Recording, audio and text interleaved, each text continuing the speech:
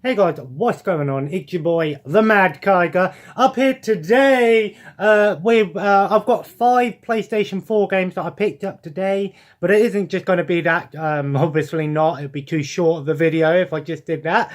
But I thought I'd show those off first, and then I'd talk a little bit about what's been going on lately and some things like that. And we'll go from there. But let's get into the 5 games that I picked up on PlayStation 4. I'm going to be installing them while we talk. Just thought I'd get it done now. So yeah, I just decided to pick a few games up. I got 3 from CEX and 2 from Game. Again, the 2 from Game were 2 for £20, so I picked up Bladestorm Nightmare. This is a strategy game, almost a real-time strategy game, kind of like a mix between, say, something like Kessen and the Warriors games. Originally, Bladestorm: The 100 Years War was on the Xbox 360 and the PS3, and then they brought out this version of the game, which is an updated version, and it has some new modes in it. You can have a new mode called Nightmare Mode, where you can get like giants and dragons and sort of bring a mystical side to it. I played a little bit of the original Bladestorm, and I wouldn't say it's the best strategy game I've ever played, but it's a solid one at that, and I needed it for the collection. Again, going for a full Koei Tech mode, and this is also an Amiga Force game, so I'm going for the Amiga Force games first. But it's nice now that I'm actually building up a bit of a PlayStation 4 collection now. I've got about 50 PlayStation 4 games nearly, physical. So it's really nice to finally be building up a bit of a collection. And I had this on Xbox One at one point, and I never actually played it. So this is kind of like a buyback almost. I never played it. Oh, it's even got a manual. Lovely jubbly, innit? But yeah, looking forward to giving this one a go. I really enjoy my strategy games. Then also in the 2 for 20, I picked up JStars Victory versus Plus. I have this on the PlayStation 3 as well, but I haven't played my PlayStation 3 in God knows how long. But I believe the PlayStation 4 version has some exclusive content, some new modes and things like that. It's basically one of these sort of 3D behind the character fighters, kind of like Jump Force or something like that, Dragon Ball Budokai Tenkaichi style fighting game with loads of anime characters again. Manga and anime, Naruto, One Piece, Dragon Ball, Bleach, and some sort of obscure ones in there. Lots of characters to play as, over 50 characters from 32 different series, and then you've got support characters which can help you in the battle. So yeah, I had this game on the PS3, but I never actually played the PS3 version. So got the PS4 version, and again, nice to get another sort of this is a westernized game, but it's Bandai Namco, so it's you know, Bandai Namco are well known for their fighting games, so looking forward to giving this one a go, seeing what it's like. And then I got 3 from CEX. I picked up this game called Area, I think it's called Area. If I'm pronouncing it wrong, I'm so sorry. I picked this one up. It's sort of like a puzzle action co-op game, and I mainly picked this one up because I thought if I get another PlayStation 4 controller, it could be a game that I could play with Heather, and it'd be nice to play some PlayStation 4 games co-op and do some co-op. And it even comes with an original soundtrack CD. It's a bit beaten up, but the CD is still in there at least, so at least it's still got the CD in there. It's a bit beaten up, but at least it's still in there at least. And then the game, of course. Like I said, this one was only a £5, so that's why I got it, because it was a cheap game. Thought, you know, for a £5, can't really say no. If the game's no good, it could be worth a bit of a laugh. Might be fun to play co-op. I want to start doing that. Is playing some games co-op and split screen and party games and things like that. And yes, it's installed already. That's what I love about the PlayStation 4, is you don't have to wait for games to install. It just copies the files over. Bigger games you have to install, but the smaller games you don't, which is really nice. And then there's another buyback. Well, I wouldn't say buyback, but I've got this game physical. I've got it on EA Access. I've got it digital, and now I've got it on PS4. Dragon Age Inquisition. Although I haven't actually played this game yet. I know it's a bit of an old game. an early title for the PlayStation 4 and Xbox One, but I still hear it's a pretty solid RPG. I've played a little bit of Dragon Quest Awakening and a little bit of Dragon Quest 2, and I actually like the series. I've got Dragon Quest the Awakening on my Xbox One, so maybe I'll play that first before I go into this. I don't know if it, I don't think it, the story continues or you need to play the other ones, but it's a BioWare game again, made Mass Effect. Dragon's Quest, Dragon's Age, Dragon's Quest, oh yeah, that's that Japanese RPG, don't get those two mixed up. Dragon's Age are really solid titles. Like I said, I don't know how good, if this one's as good as the older ones, but from what I've heard, it's a solid title, still holds up today, I hear. And then last but not least, this one is a buyback. You guys might be a bit like, well, why the fuck did you bother getting this one again? Oh, and Dragon Age was only £6. And then for £22, the most expensive game of the day. The main reason I got it is because WWE 2K19, I had it on Xbox One. I didn't really play it much. I ended up selling it. But because I play my PlayStation 4 more now, and I spend a lot of time playing the PlayStation 4, and I play it at night sometimes, and because I've been spending a lot of time watching wrestling, maybe not the new wrestling, not really up to date. I'm up to date with what's happening, I just haven't watched it really, but it's nice to have this game back in a collection. I decided to just go and get 2K19, so I've got the most recent one. I enjoyed this game. I thought this game was pretty solid. It's got a nice selection to it, but I never really played, when I had it on Xbox One, I never really played the campaign. I never really did the story mode. I never really did the online mode. I only really played a couple of matches on Universe mode, and only really played it with my brothers and things and did it for laughs. But this is another game that I want to get a second controller for. I love doing Royal Rumbles. But yeah, I thought I'd just go the full length and get this one back on the PlayStation 4, because like I said, I am going for a full PlayStation 4 set. I know some people said, well, why didn't you get one of the older ones? It would have been a bit cheaper. I don't know, I just wanted to have the most recent one. Plus I wanted this game back, but I thought, you know what, I'll get it on the ps4. Does this mean I'm going to carry on with that, the idea that I was going to do? I don't know, man. It was a bit of a shame that never really hit off. I just don't really have too much time to do those sort of gameplay videos and stuff now. But oh my god, it's so nice to have a nice selection of PlayStation 4 games growing. And yes, but that's what I picked up today. Like I said, didn't really get a lot of things. I mainly got the Japanese JStars Victory for Heather. I thought I'd get her that one. I've got a pop figure as well. I've got a little Velociraptor from Jurassic World. I wanted Thanos, but they didn't have Thanos apart from the big one. But yeah, that's what I've been picking up. That's what I picked up today. But yeah, so what have I been playing recently? Not gonna lie, I've only been playing more Dynasty Warriors 9. I've done 7 campaigns now. I'm on Handong. And I'm about halfway through his campaign. That's the thing, you don't know how long someone's campaign is going to be until you play it. Like I said, sometimes they're only a couple of hours long, maybe 1 or 2 chapters long, whereas other times it's like, they could be like 8 or 10 chapters.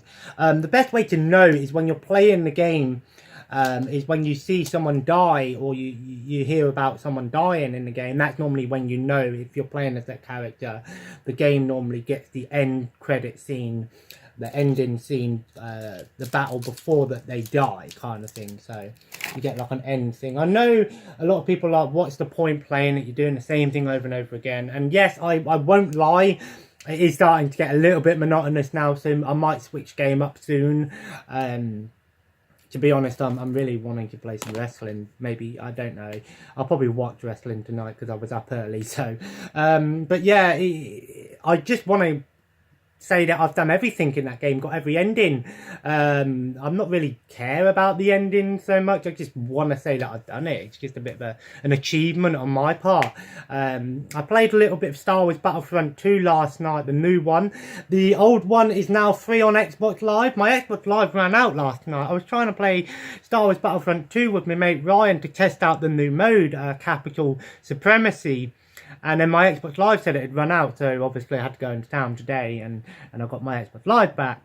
But I've got to say, the new mode is really fun. Basically, you fight on the ground, and you can only play as the clones or the droids, and it's like capture command posts, and then first team to get to 50 reinforcements, you have to board the ship, and you go up into the giant ships, you know, the capital ships, you know, like the destroyers or whatever you want to call them, dreadnoughts, I think they're called dreadnoughts, and then you have to do like an objective, like blow them up.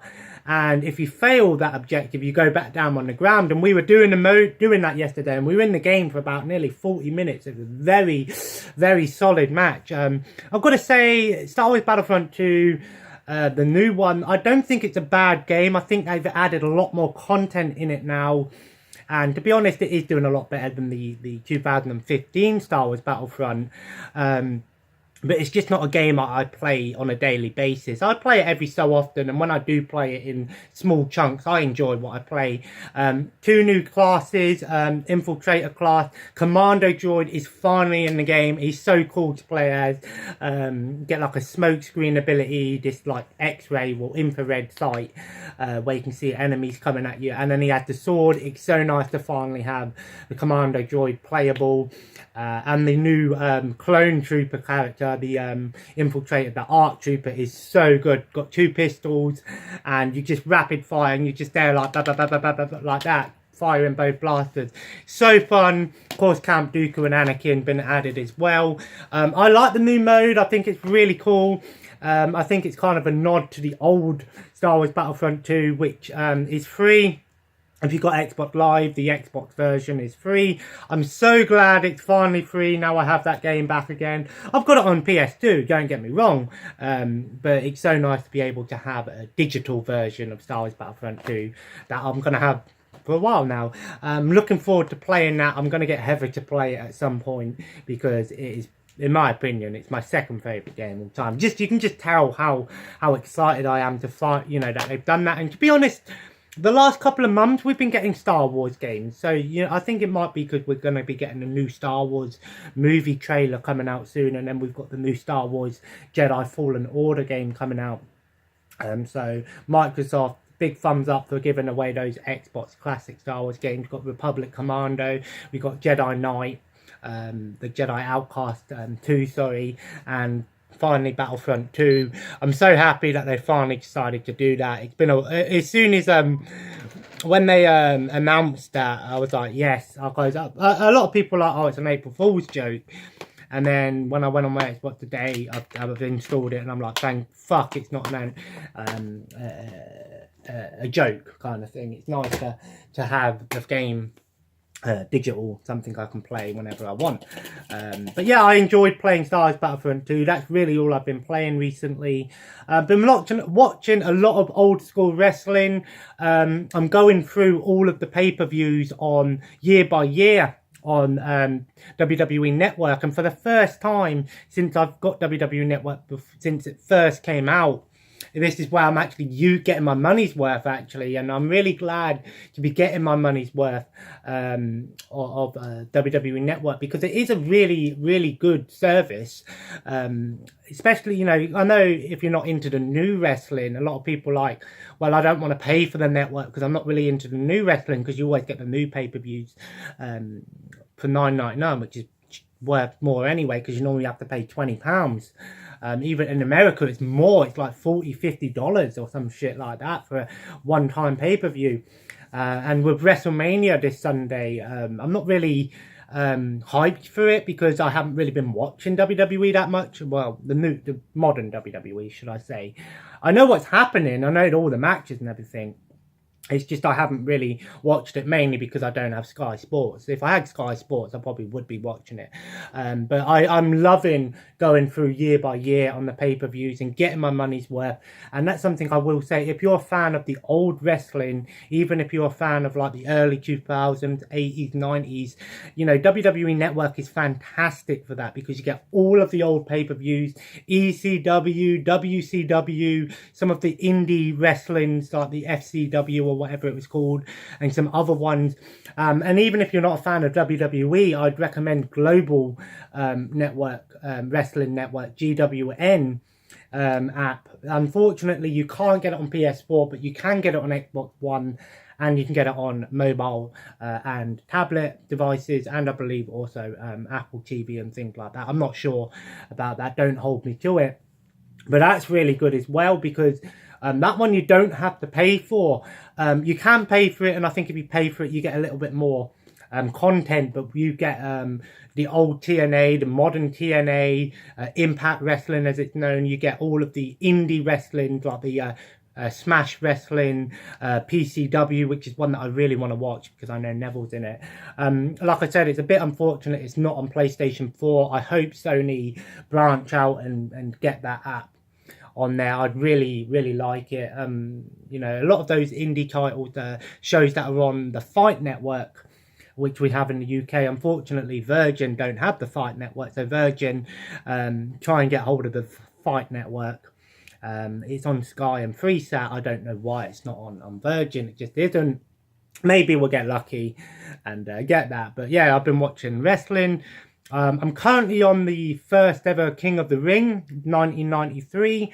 I'm about halfway through that. I've just watched the Yokozuna Hulk Hogan match. Really good match, actually.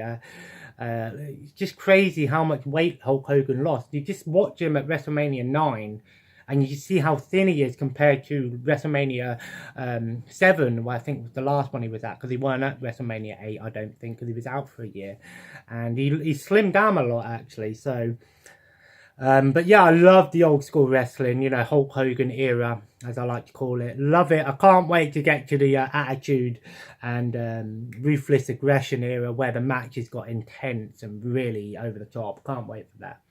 And on Netflix, I've started Star Trek. Yes, I finally getting into Star Trek. The 60s Star Trek, of course, is on Netflix, all 3 seasons. And I've got to say, I'm about 7-8 episodes in. I've got to say, I'm really enjoying it. And it's actually surprised me, actually. I thought it was going to be like, you know, aliens. Well, there's aliens, of course, and like battles and, you know, lots of action. But it's not. I know it's a 60s show, so obviously it's limited on what they could do. But it's quite a suspenseful show, and it seemed like a lot of the episodes are to do with like mind control and disease and things like that, which is really cool, actually. It's surprising, at least in the episodes I've watched. Sorry if that's a spoiler. The show's been out since the 60s, so... but it's really good, actually, and I'm really enjoying it. I will get into watching the other Star Treks eventually, but you've got to start with the original, I like to say. Like I said, I don't know if they all connect to whatever, and which ones connect, which ones don't. But the original is where you've got to start, in my opinion. I know if you want to watch it in order, the animated series would be the next one. Then it's the Next Generation, I think. Don't hold me to that. I'm a new Trekkie. But I'm really enjoying it. Like I said, it surprised me how the show is paced, and that it's not like action, lots of action. It's quite a slow show, but I really like that it's like that, actually. It's surprising me how good it is. I knew that I would enjoy Star Trek. I'm a big fan of like Star Wars and things like that, and I can understand why some people go, oh, Star Wars, Star Trek, but there's no comparison, in my opinion. The original Star Wars movies against the original Star Trek. The original Star Trek is nothing like Star Wars. Star Wars is more action, whereas the original Star Trek, at least in the 60s, Star Trek is more slow-paced, and I like that sort of thing.